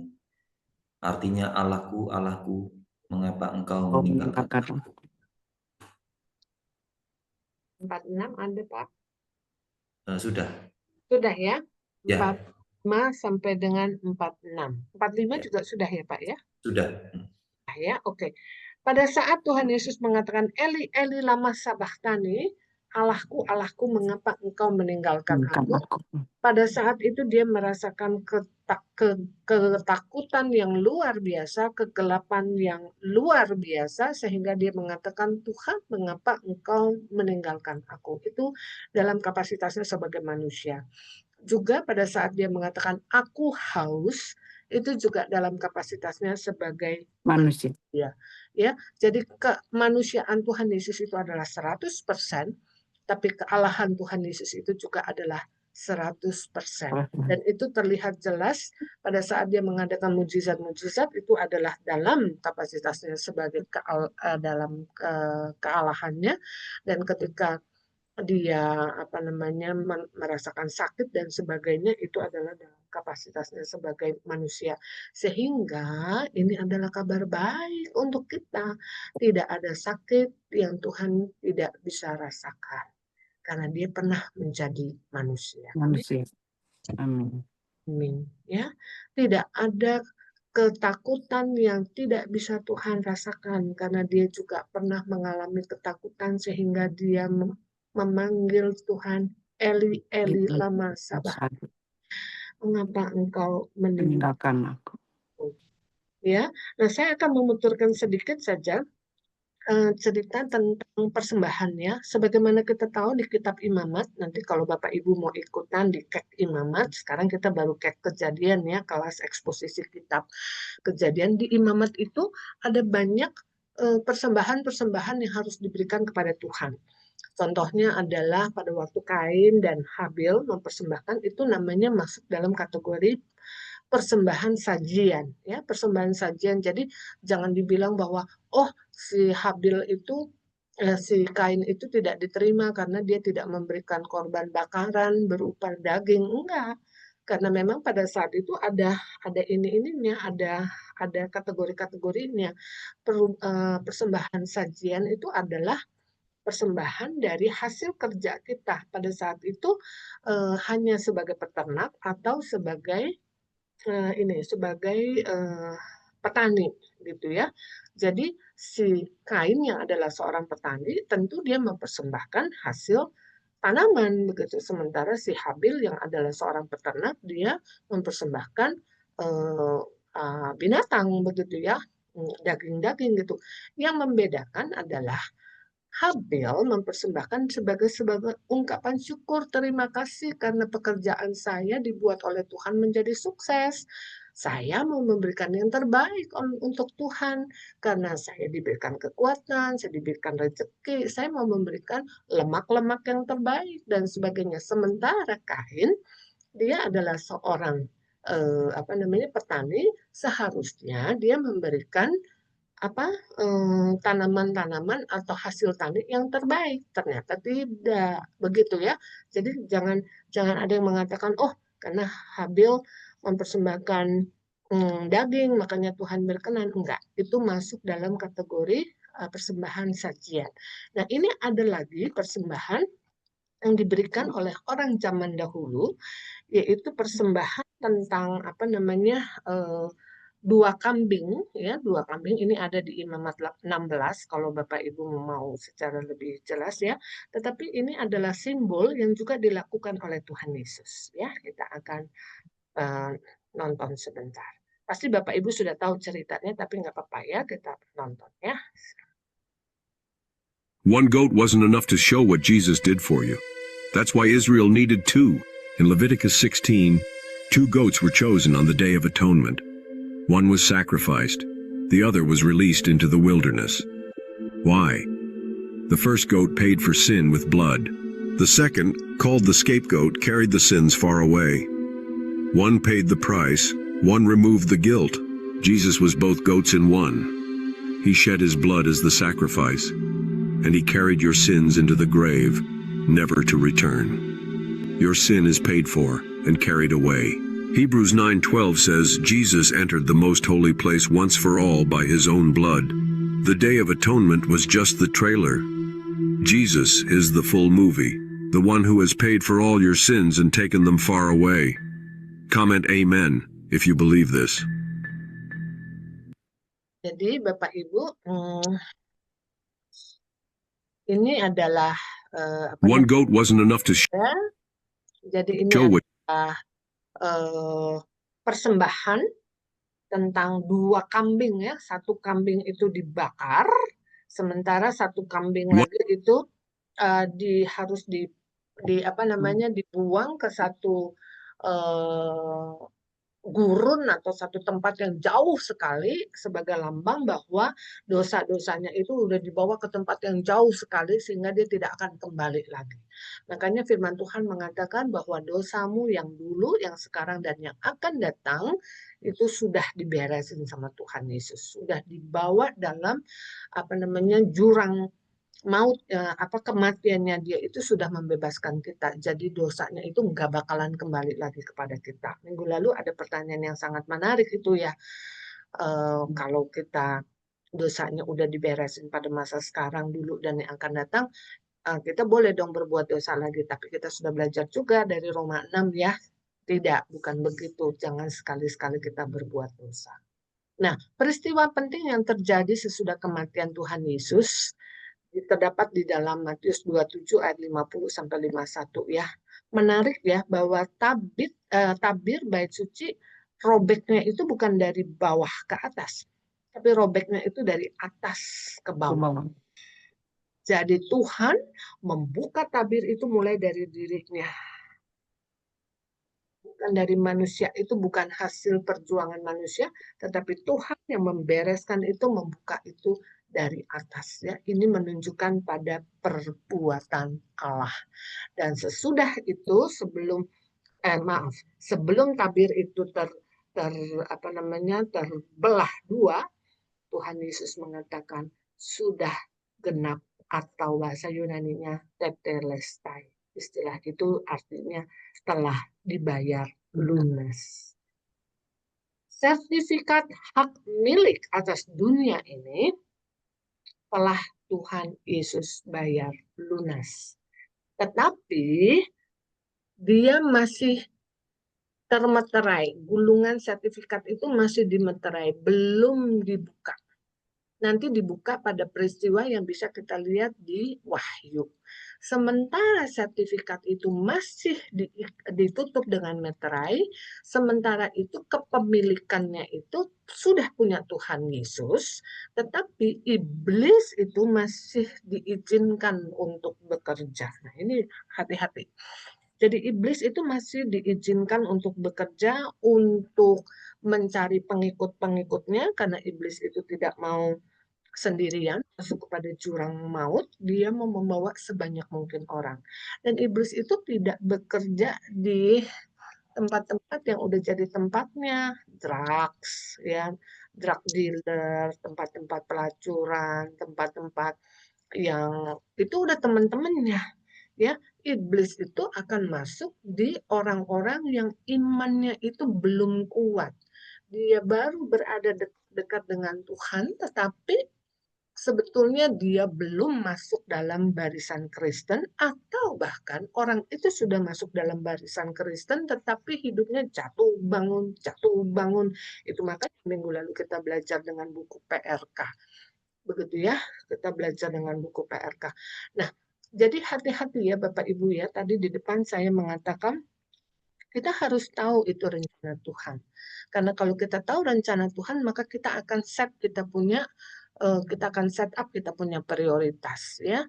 Kegiatan apa yang urgent yang sekarang saya harus lakukan, sehingga tenaga saya itu bisa difokuskan pada hal-hal yang prioritas saja ya. Yang lain itu kalau ada kesempatan boleh kita lakukan. Tapi sekarang saya memperlihatkan kepada Bapak Ibu bahwa rencana Tuhan itu adalah bahwa Yesus itu sudah mati untuk kita. Sertifikat hak milik Tuhan Yesus itu sudah beli dengan darahnya. Hari Minggu kemarin saya mengikuti ibadah dari gereja Harvest Christian Fellowship di Riverside. Pada saat itu ada seorang pembicara, dia Bapak Ibu pasti tahu ini ya. Nah, ini saya mau memperlihatkan saja bahwa mahkota duri Tuhan Yesus itu sebetulnya adalah seperti ini. Ya, bukan yang melingkar di kepalanya saja, tetapi seperti helm, Bapak Ibu. Ini dibuat replika daripada yang sesungguhnya, ya, seperti helm. Nah, ini dia mahkota durinya. Ini adalah Dr. Jeremiah Johnston, ya, dia adalah seorang pendeta. Dia juga belajar 4 hukum rohani seperti Bapak Ibu, ya, karena dia juga bersama-sama dengan pendeta Greg Laurie. Jadi kalau hari ini kita belajar 4 hukum rohani, buku pimpinan Roh Kudus, konsep yang dapat disalurkan 1, 2 sampai dengan 7 ya, yang sudah kita diskusikan. Orang ini juga belajar hal yang sama, tetapi kemudian dia mengembangkan dirinya untuk mendalami lagi. Jadi yang saya sampaikan kepada Bapak Ibu itu sebetulnya hal-hal yang sangat basic ya. Itu sudah teruji bahannya sejak tahun 1965. Lihat, ini dia mahkota durinya. Lalu dia juga memperlihatkan ini loh, pakunya. Panjang ya, Bapak Ibu ya. Nih. Dan paku ini dimasukinnya di sini, di pergelangan tangannya. Ya, ini juga adalah replika dari paku yang dipakai di ketika Tuhan Yesus itu disalibkan ya, pakunya, dan menurut penelitian paku ini kalau udah dipakai kepada satu mayat itu bisa diambil lagi kemudian dikenakan lagi kepada penjahat yang lain-lainnya. Jadi pakunya berkarat biasanya begitu. Dan jadi bayangin ini pakunya yang dipakukan kepada Tuhan kita segini panjangnya ya. Ini dia mahkota duri yang dipakaikan kepada Tuhan kita. Kemudian ini adalah ini ya berbekas ya. Ini kain kafan Turin ya. Kenapa disebut kain kafan Turin? Karena ini disimpan di kota Torino ya, di sebuah chapel Katolik di kota Torino ya. Ini adalah dia di belakang ya. Ini adalah bagian belakang dari tubuh Tuhan Yesus, ngejeplak gitu ya, ngejiplak gitu. Ini adalah bagian depan daripada tubuh Tuhan Yesus. Ya, kita lihat ya. Ini dia, ini kepalanya bekas kena mahkota duri ya. Kemudian ini juga adalah shoulder-nya itu terbelah ya, karena terlalu berat menahan badannya ya kan, sehingga akhirnya ininya bahunya itu terpecah ya Bapak Ibu ya, sehingga itu menyatakan bahwa kenapa kok tangannya jadinya lebih panjang begitu ya, kenapa, karena bahunya itu terpecah, robek karena menahan berat badannya Tuhan Yesus gitu ya. Kemudian kita lihat juga ya, shoulder-nya ini juga ada bekas memar karena dia harus memanggul kayu salib gitu ya. Kemudian bagian belakang dari Tuhan Yesus itu tidak flat ya, karena begitu sakit sehingga dia begitu kaku begitu. Kemudian ini juga kakinya ini ada bekas ininya, bekas kaki, ini bagian belakang ya. Bagian depannya adalah seperti ini ya. Mengapa tangannya menjadi panjang? Karena bahunya itu terbelah ya, terbelah, tulangnya itu kebelah ya Bapak Ibu ya. Nah, jadi ini pergumulan yang Tuhan berikan kepada kita. Ini dia tutup ininya, wajahnya, sehingga Tuhan Yesus ini wajahnya kurang lebih seperti ini karena dia adalah orang Timur Tengah dengan AI, kemudian bisa dilihat kurang lebih ini dia wajah Tuhan kita. Dan Yesus rambutnya udah pasti hitam ya, nggak mungkin bule karena dia bukan berasal dari Eropa, dia ada dari Timur Tengah. Diperkirakan dari kain kafan Turin itu beratnya Tuhan Yesus sekitar 180 pound, tingginya itu sekitar 180 sampai 188 cm. Ini semuanya diperiksa dan ketika dari darahnya itu dicek kromosomnya itu hanya berisi 23 kromosom. Padahal untuk menjadi manusia sedikitnya mereka harus mengandung 46 kromosom. 23 dari bapak dan 23 dari ibu. Tetapi dari kain kafan Turin ini kelihatan bahwa DNA-nya kelihatan bahwa kromosomnya itu hanya 23. Mengapa? Karena itu hanya berasal dari Maria. Bapaknya itu bukan Yusuf. Itu adalah pekerjaan Tuhan. Jadi tentang Tuhan Yesus itu nggak main-main ya Bapak Ibu ya. Pengorbanan dia itu sudah lebih dari cukup. Itu bukan dongeng ya Bapak Ibu. Saya akan memperlihatkan lagi bahwa Allah yang sudah memiliki rencana kehidupan yang kekal membuat kita harus turun dalam dosa dan kita berusaha untuk mencapai Allah dengan persembahan-persembahan, tapi sekarang Allah mengambil inisiatif ya untuk menebus kita. Ya, ini adalah jalannya untuk dari bawah naik ke atas. Itulah Allah adalah kasih. Dia nggak main-main. Ketika dia mengasihi saudara dan saya, dia tidak main-main. Dia datang.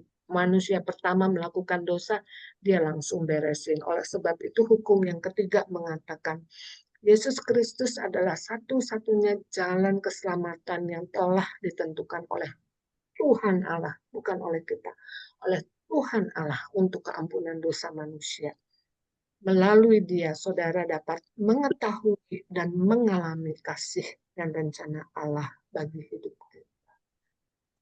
Sampai sejauh ini barangkali kita semua sudah tahu, even dari sekolah minggu barangkali kita sudah tahu. Tapi hal yang keempat ini menjadi sangat penting. Kita nggak cukup hanya memahami dengan intelektual kita saja. Ada hal yang keempat dalam hukum yang keempat mengatakan, saudara harus menerima Yesus Kristus menjadi juru selamat dan Tuhan saudara dengan mengundangnya secara pribadi. Dengan demikian saudara dapat mengetahui dan mengalami kasih dan rencana Allah bagi hidup saudara. Begitu banyak orang yang kita tahu dia beragama Kristen, tetapi sesungguhnya dia masih masuk dalam kategori binatang buas. Kenapa? Karena dia masih dikandung dari dosa. Belum beres. Hukum yang keempat ini harus kita sampaikan. Karena apa? Menerima Kristus berarti adalah penyerahan intelektual. Kita mengerti mengapa kita harus menerima dia.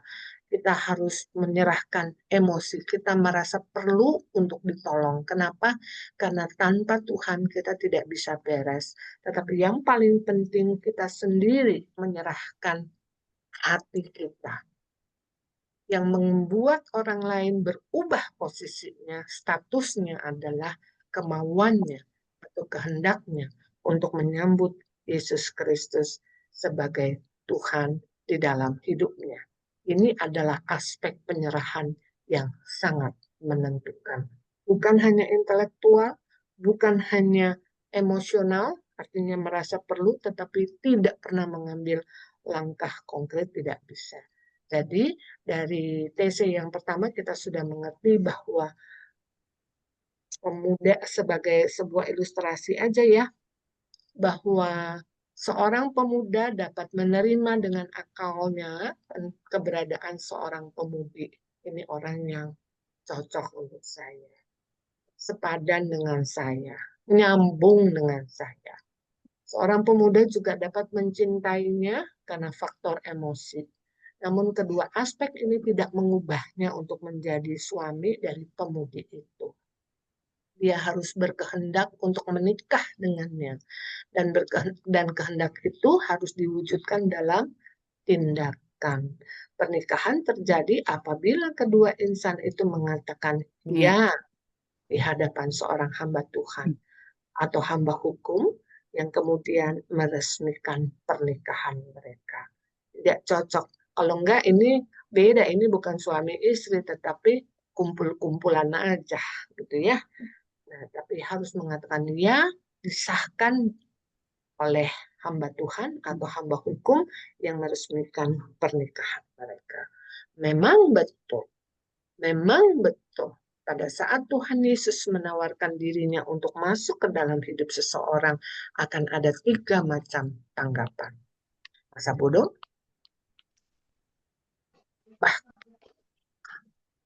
atau menerima. Jadi akan ada 3 macam tanggapan.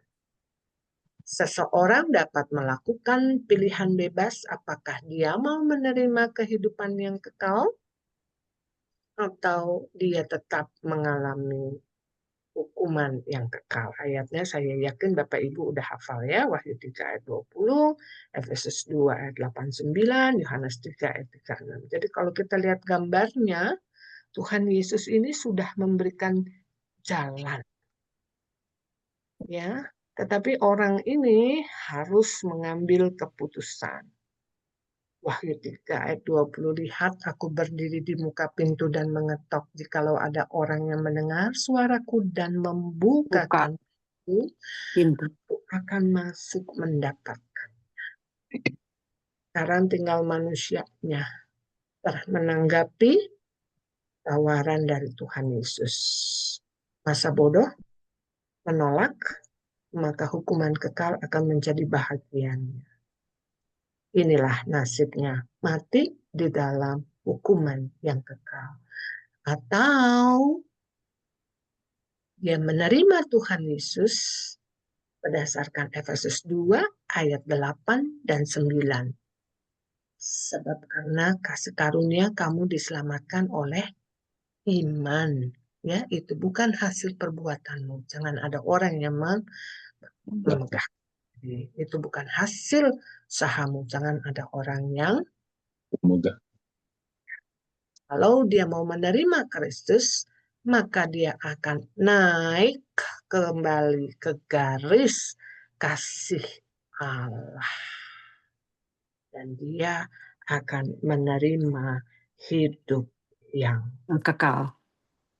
Bapak Ibu yang kasih, maka untuk itu jawaban seseorang terhadap tawaran Kristus akan menentukan hidup atau mati.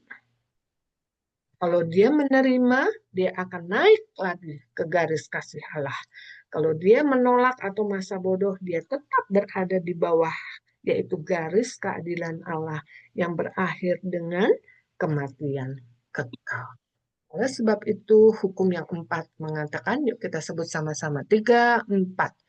Kita harus menerima Yesus Kristus menjadi Juru Selamat dan Tuhan kita dengan mengundangnya secara pribadi. Dengan demikian kita dapat mengetahui dan mengalami rencana Allah bagi hidup kita. Ini adalah pamungkasnya. Kita harus menerima Yesus Kristus. Sedikit saja cerita tentang percakapan dengan Nikodemus. Dia adalah seorang pemimpin agama. Dia mendatangi Yesus pada waktu malam. Mengapa? Karena dia malu kalau siang hari dia kelihatan. Dia sebagai orang yang punya intelektual tinggi, bahkan sudah mengajar. Masa mau bertanya kepada Yesus, ya yang nggak ada titel sarjana teologianya begitu. Masa. Lalu dia katakan, bagaimana ya caranya supaya saya itu bisa masuk ke dalam kerajaan Allah. 3-7 mengatakan demikian. Yesus menjawab katanya, aku berkata kepadamu, sesungguhnya jika seseorang tidak dilahirkan kembali, ia tidak dapat melihat kerajaan Allah. Kata Nikodemus kepadanya, bagaimanakah mungkin seorang dilahirkan kalau ia sudah tua? Dapatkah ia masuk kembali ke dalam rahim ibunya dan dilahirkan lagi? Ini pertanyaan tentang memang ya ikut Tuhan itu enggak masuk akal. Agama Kristen enggak masuk akal. Tapi Yesus mengatakan, aku berkata kepadamu, sesungguhnya jika seseorang tidak dilahirkan dari air dan roh, dia tidak dapat masuk ke dalam kerajaan Allah. Lihat ya, air itu adalah baptisan, roh itu adalah roh Allah, rohnya mesti dihidupin ya. Kalau tidak demikian, dia tidak dapat masuk ke dalam kerajaan Allah. Apa yang dilahirkan dari daging adalah daging, dan apa yang dilahirkan dari roh adalah roh. Janganlah engkau heran, aku berkata kepadamu, kamu harus dilahirkan kembali supaya rohnya hidup kembali. Dan ketika roh itu hidup, maka kita menjadi ciptaan yang baru. Siapa yang ada di dalam Kristus, ia adalah ciptaan baru. Yang lama sudah berlalu. Sesungguhnya yang baru sudah datang. Tetapi ini saya pakai gambar ini ya, kupu-kupu. Tadinya kita masih ingat nih, sebelum kupu-kupu adalah ulat bulu, ya jelek bentuknya. Kemudian berubah menjadi kepompong, juga masih jelek bentuknya. Dan sekarang menjadi indah. Ini adalah sebuah metamorfosa, perubahan bentuk. Tetapi sebenarnya yang dimaksud di sini dalam bahasa Yunani bukan metamorfosa, tetapi metanoia. Bukan perubahan bentuknya Bapak Ibu. Bukan dulu pakai baju pendek-pendek, sekarang bajunya panjang, tutup, rapi, pakai kalung salib. Itu bagus. Tetapi yang paling penting adalah metanoia. The journey one's mind, heart, self, or way of life. Atau disebut juga dengan spiritual conversion. Nah, itu Bapak Ibu yang kita mesti ngerti, itulah rencana Tuhan buat kita. Itulah rencana Tuhan terhadap manusia. Bapak, Ibu, dan saya sudah mengalami kasih itu. Sudah mendapat kasih itu. Tapi Tuhan perlu juga pengerja-pengerja yang lain. Di depan tadi saya mengatakan bahwa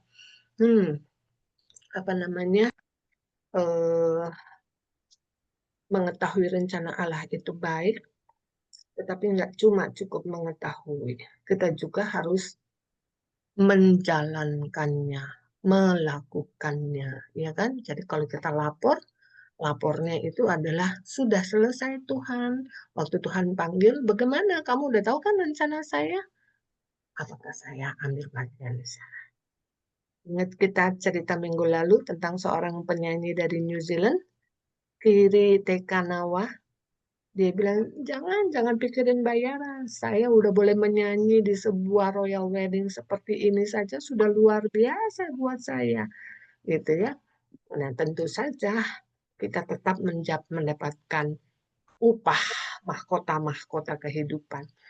Tapi mau nggak bayangin dari sekian banyak orang di Southern California, di Indonesia, di Colorado, Bapak Ibu yang ikut BIMOV. Dan sebentar lagi Bapak Ibu akan dilatih untuk kemudian memiliki siswa-siswa. Ini Ibu Tiur sudah membuktikan, Pak Ayub sudah membuktikan, Ibu Nanda sudah membuktikan, Ibu Liung sudah membuktikan, Ibu Tina sudah membuktikan bahwa kita mau masuk dalam gerakan ini nanti. Batch 3, semoga ibu-ibu juga. Dan bapak-bapak, saya lupa begitu ngeliat mukanya Pak Niki langsung, oh iya ada bapak. Ibu dan bapak-bapak, Pak Bangun, Pak Toga, Pak Andi, mau enggak menjalankan amanat? Amin. Terima kasih. Kita masih ada waktu nggak Ibu? Karena tadi mulainya terlambat. Kalau mau ada yang tanya jawab juga boleh ya. Boleh kasih waktu sedikit atau harus selesai. Saya kembalikan kepada MC. Nanti kita tutup dulu. Panjang ya. Oke. Biasa ya. Tapi seru. Baru ini tadi kan ada baru tuh ya Bu, kalau rupanya itu mahkota duri itu seperti begitu ya Bu di helm. Iya. Ada yang baru dapat malam ini saya Bu, terus terang itu. Pasti kisah Tuhan Yesus kita, dia di Golgota, mati di Golgota itu, dan kemudian dia mati untuk kita itu betul-betul ini ya Bu, buat saya tuh merasa bagaimana ya Bu, sedalam banget sampai kayaknya hati kita tuh kayak dirobek-robek juga gitu. Terima kasih untuk ini Bu ya malam ini. Dan kalau ada juga Ibu dan Bapak yang mau menambahkan atau bertanya, silahkan, kita masih ada waktu ya Bu, sedikit.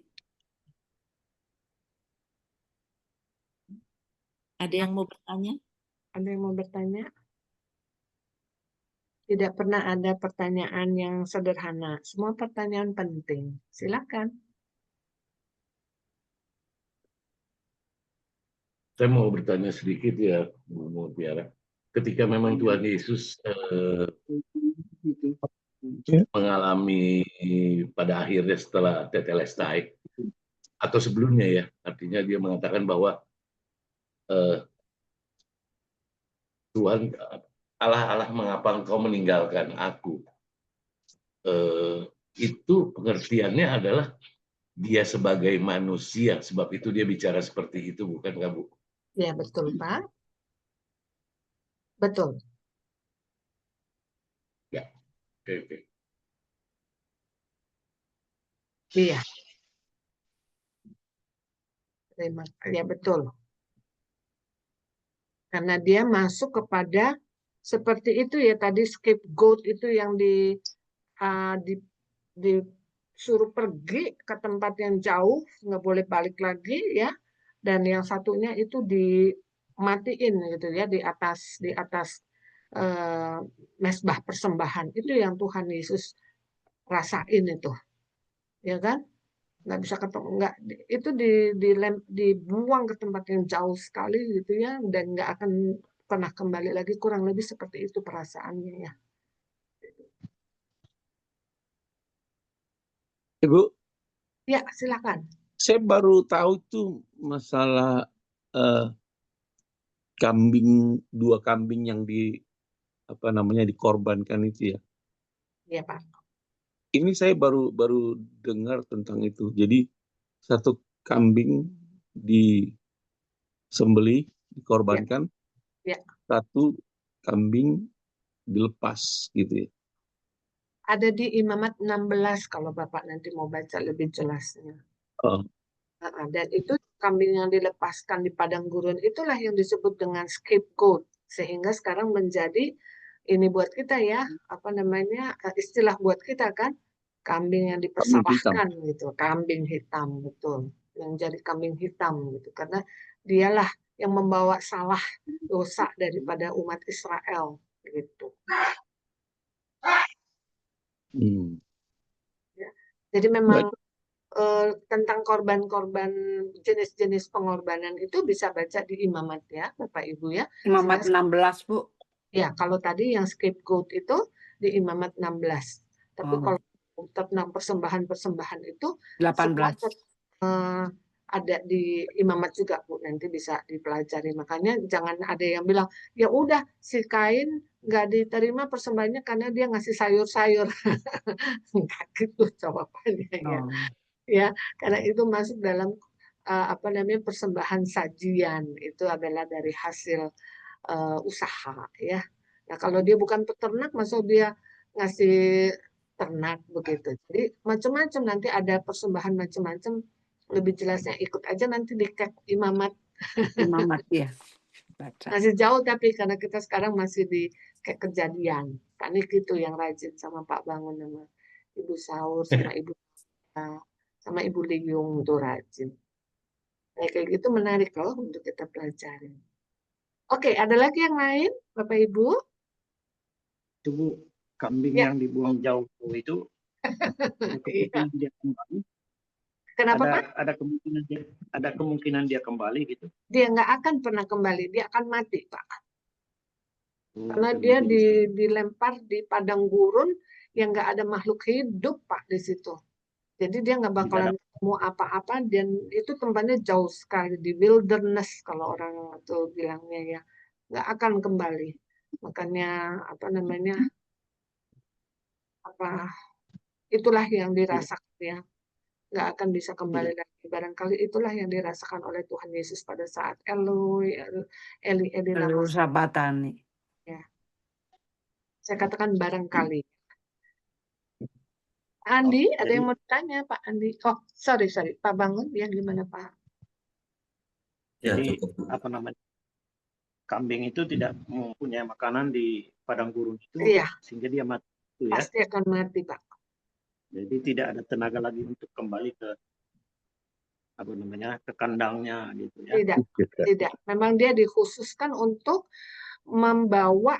Jadi itu simbol ya. Nah, nanti seorang imam akan meletakkan tangannya di atas kepala si kambing itu sebagai satu simbol bahwa dosa-dosa bangsa Israel itu ditimpakan kepada si kambing hitam itu, pergi jauh-jauh dan jangan kembali lagi. Itu juga satu simbol kepada kita bahwa dosa-dosa kita yang dulu, yang sekarang, dan yang akan datang sudah jauh dibawa oleh Tuhan Yesus Kristus. Dia tidak akan kembali lagi. Tapi bukan berarti kita enak berbuat dosa. Enggak ya, Roma 6 minggu lalu kita udah belajar. Ya, terima kasih Bu. Ya, sama-sama. Ada lagi yang mau ditanyakan? Ada lagi Bu. Oh, ada. Silakan Ibu Saur. Kejadian 2 ayat 16.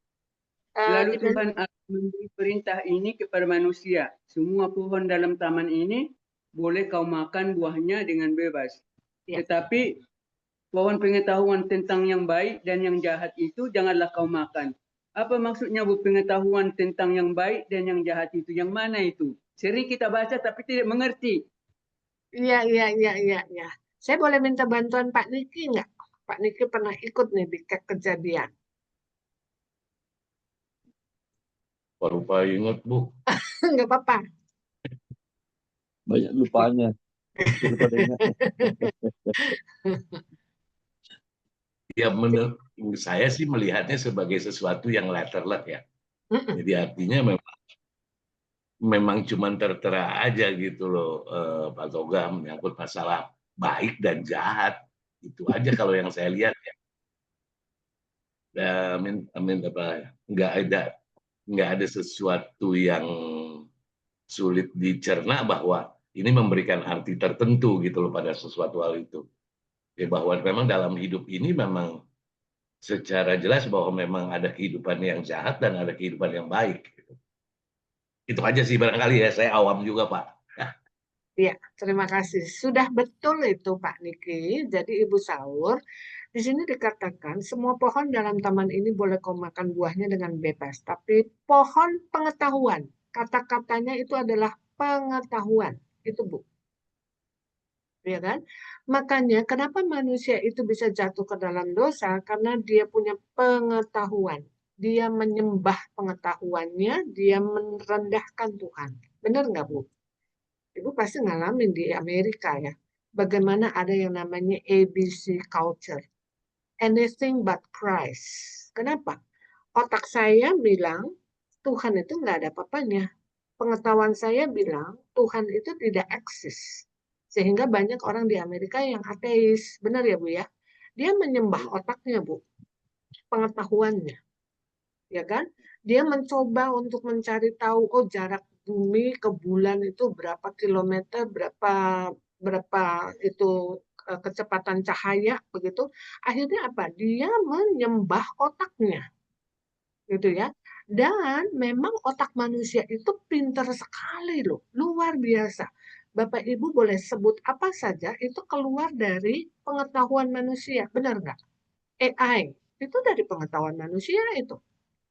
Pesawat ulang-alik dari bumi ke bulan atau ke Mars atau itu dari pengetahuan manusia loh. Kita bikin apa lagi? Komputer dulu. Smartphone begitu ya, itu dari pengetahuan manusia. Jadi jangan merendahkan pengetahuan manusia loh.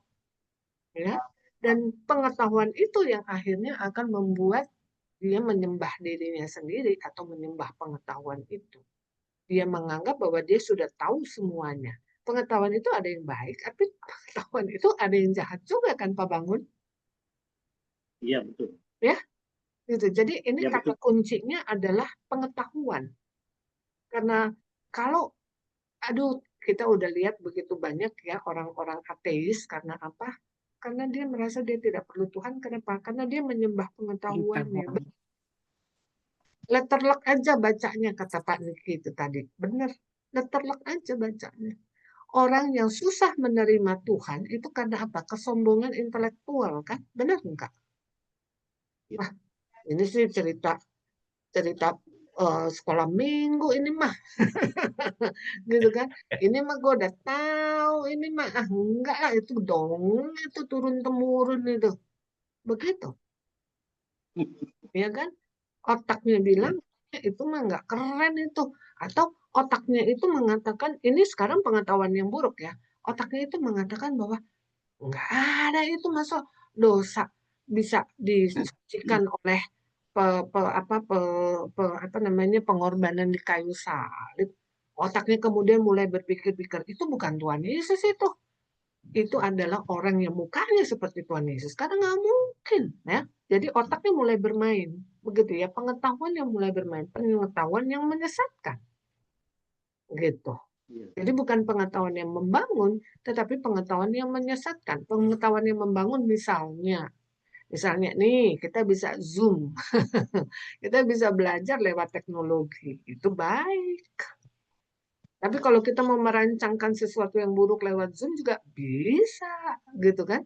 Nah ini makanya Tuhan bilang, nanti dia bisa seperti kita nih, tahu yang baik dan yang buruk. Makanya pohon kehidupan langsung dijaga dengan kerup-kerup, ya kan? Karena kalau ini orang nggak mati-mati, dia berada di dalam garis kasih Allah kan berakhirnya di dalam kehidupan yang kekal, ya kan? Jadi kita udah lihat garisnya ya. Jadi dia mesti dimatiin secara tubuh. Kalau nggak gawat ini, menu-menuhin bumi nih. Gitu ya, dengan tingkah lakunya yang nggak benar itu. Ya kan? Sekarang saya mau tanya sama Bapak Ibu ya, begitu banyak dewa-dewi di dunia ini. Tadi saya sebut agama Hindu saja ada 3.000 dewa-dewinya. Agama Konghucu saya nggak tahu lagi ada berapa. Ya kan, dewa api, dewa air, dewa apa, saya nggak tahu deh itu ya. Tapi kenapa yang dimok itu selalu Tuhan Yesus? Why? Pertanyaan mendasar itu. Kenapa nggak dewa? Di situ ada 3.000 dewa ya. Karena kan iblis itu ya selalu menyalahkan, mencari sesuatu kesalahan atau mencari pembenaran diri bagi dia, mencari kesalahan pada Tuhan. Iya. Di sini kita tahu kenapa Tuhan Yesus yang diserang, karena Tuhan Yesus mengatakan akulah jalan, kebenaran, dan hidup. Karena dia adalah hidup. Ya. Dia jalan menuju kita. Karena dewa-dewi itu buatan manusia. Umpamanya dibuat patung Buddha yang besar, raksasa, ya, yang ada di Thailand itu ya, itu disembah-sembah, terus ada yang di kuil-kuil, ada yang di tempel-tempel, itu apa namanya, buatan manusia disembah. Tapi sama aja dengan kita bikin patung depan rumah kita dari semen, kita sembah. Tapi dia nggak bisa menolong kita, dia hanya batu, hanya semen. Saya rasa kuil-kuil mereka itu juga begitu, hanya halusinasi bahwa itu mempunyai power di dalam kehidupan mereka, power dalam kerohanian mereka gitu. Padahal itu hanya mereka buat. Jadi semakin banyak di Pulau Batam itu ada sengaja tempat turis itu dibikin ribuan patung bermacam-macam bentuk. Tapi hanya untuk turis, bukan untuk disembah. Jadi itu ada yang bilang itu ada powernya, nggak ada itu. Saya bilang nggak ada itu. Saya pernah adu argumen dengan seorang yang turis ke sana. Dia bilang waktu saya di sana itu kayak ada apa namanya, sirop katanya. Ya. Itu karena kamu bikin aja, saya bilang gitu. Sebenarnya umpamanya anakmu sakit minta dari patung itu untuk penyembuhannya tidak ada.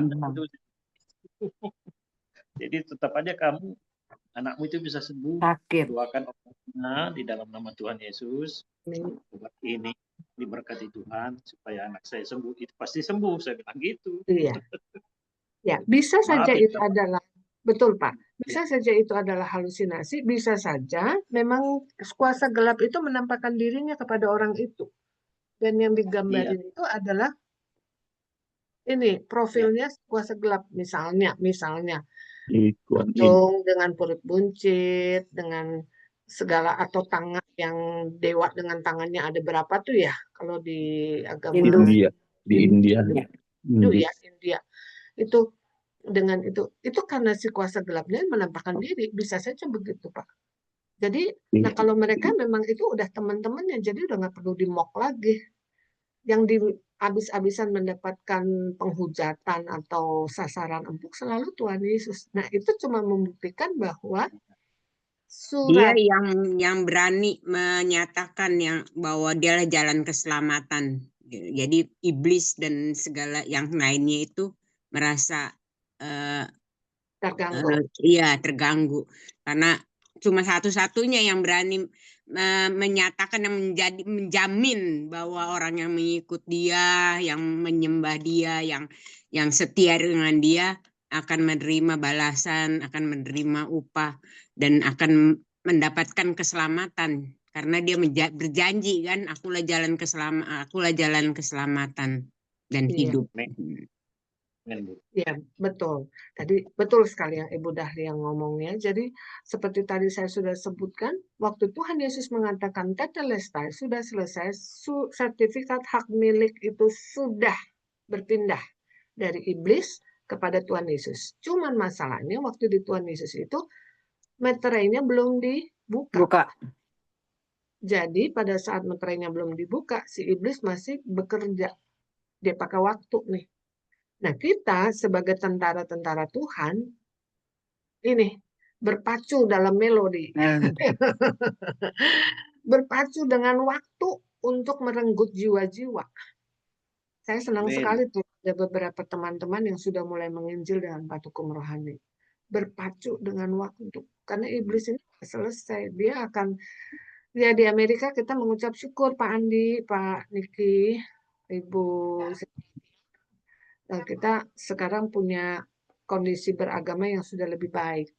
Ya sekarang udah boleh berdoa di sekolah. Dulu nggak boleh, ya kan? Dianggap kita nggak menghormati agama lain. Sekarang sudah mulai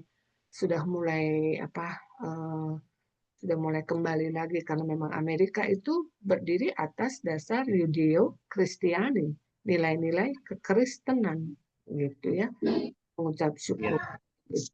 Ya, adik kita sih masih ada sedikit mengalami lah Bu ya, beberapa gangguan-gangguan khususnya di Jawa Barat lah. Iya. Kita sangat ya mereka sangat radikal lah, orang-orang seberang yang radikal gitu. Betul. Ya mudah-mudahan nggak akan lebih berpanjang. Iya, tetapi dalam kenyataannya Tuhan pasti menyediakan orang-orang yang mengikut dia, seperti waktu Nabi Elia bertanya, tinggal aku sendiri, ya kan, yang benar gitu. Oh, Tuhan bilang enggak, masih ada itu berapa ratus nabi lagi di situ. Di Pak Ayub kemarin ngirim ke kita ya tentang di Korea Utara ya Pak Ayub ya. Iya. 400.000 pengikut Kristus di Korea Utara, itu negara komunis loh. Di door and tapi Tuhan selalu ada itu. Biasanya agama kekristenan itu mereka bertumbuh dalam tekanan, makin dibabat makin merambat itu orang Kristen. Amin. Amin. Oke, baik. Gimana Bapak Ibu, masih ada pertanyaan? Kalau masih ada pertanyaannya kita simpan untuk minggu depan ya, karena minggu depan juga cukup seru nih. Ibu Liung akan menjadi MC, saya akan menjadi pembicara lagi. Nanti sebentar lagi Pak Ayub akan menjadi. Ya. Halo. Lagi rame-rame kalau di sini. Ya. Ada yang mau bertanya tadi? Pak Bangun dulu mau diajak makan kelapor rupanya. Iya. Berarti sudah waktunya makan siang. Betul-betul. Sekarang sudah jam 12 kurang itu di sana. Oke. Kalau tidak ada, saya mengucapkan terima kasih untuk kehadiran Bapak Ibu. Jangan lupa minggu ini tetap melakukan KTB, kelompok tumbuh bersama, karena di situ lebih banyak KTB akan terjadi ya. Ibu Yeni sama Ibu Saur jangan lupa ketemu Ibu Liung, Pak Toga, Pak Ngandi, Pak Niki, Pak Bangun, jangan lupa ketemu Pak Ayub, Ibu Cindy, Ibu Lisa, jangan lupa ketemu Ibu Tiur, Ibu Vivi, jangan lupa ketemu Ibu Nanda, dan siapa lagi nih ya, semua sudah ada ya kelompoknya. Bu, saya mau tanya KTB tadi singkatan dari apa, Bu? Kelompok tumbuh bersama. Kumpul bersama. Kelompok tumbuh. Tumbuh bersama. Oh iya, terima kasih. Jadi jangan tumbuh sendiri-sendiri. Oh iya. Itu KTS namanya Pak, KTS. Iya. Dan sebetulnya intinya itu adanya di kelompok tumbuh bersama loh, Bapak Ibu. Ini KTP ya? KTP. Ini KTP. Oh. Hari Senin itu hanya preview aja, hanya trailer aja. Isi ceritanya adanya di KTP. Banyak berkatnya justru di KTP. Amin. Amin. Baik, Bapak Ibu, sudah jam 10 kurang 2 menit di sini. Boleh saya minta kesediaan untuk Ibu Liung ya, tutup di dalam doa, boleh ya Ibu Tiur ya?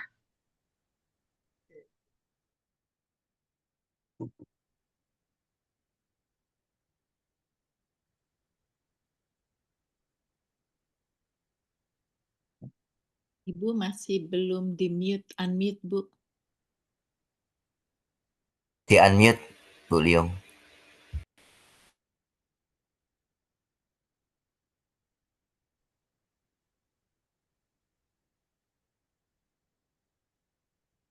Udah. Dengar Kak? Belum. Ya. Sekarang sudah. Sudah.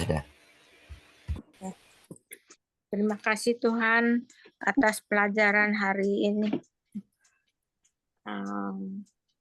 Kita semua lebih mengerti lagi bagaimana rencana Tuhan dalam perjalanannya. Tuhan mati di kayu salib, itu semua ada datanya, ada kenyataannya. Dan kami ini pengikut Tuhan Kristus lebih yakin lagi bahwa Tuhan itu ada dan kita terus menghayati semua firman Tuhan yang tertulis itu dan jalankan firman Tuhan itu dalam hidup kita masing-masing. Terima kasih Tuhan atas pengorbanan Yesus di kayu salib. Dan kami terus mengikuti jejaknya dan supaya ini amanat agung dapat dijalankan lebih sungguh-sungguh lagi ya Tuhan. Terima kasih Tuhan, beri kami hikmat dan kami mau belajar untuk menjadi pengikut Tuhan yang setia. Semuanya ini adalah anugerah Tuhan yang memberi kita semua tugas yang agung ini. Terima kasih atas semuanya dan beri kami semuanya istirahat malam hari ini, dan bagi yang di Indonesia dapat melakukan aktivitas hari ini dengan baik. Dalam nama Yesus Kristus kami berdoa. Amin. Amin. Terima kasih banyak Bapak Ibu. Sampai ketemu lagi minggu yang akan datang. Tuhan berkati. Bye. Bye. Bye.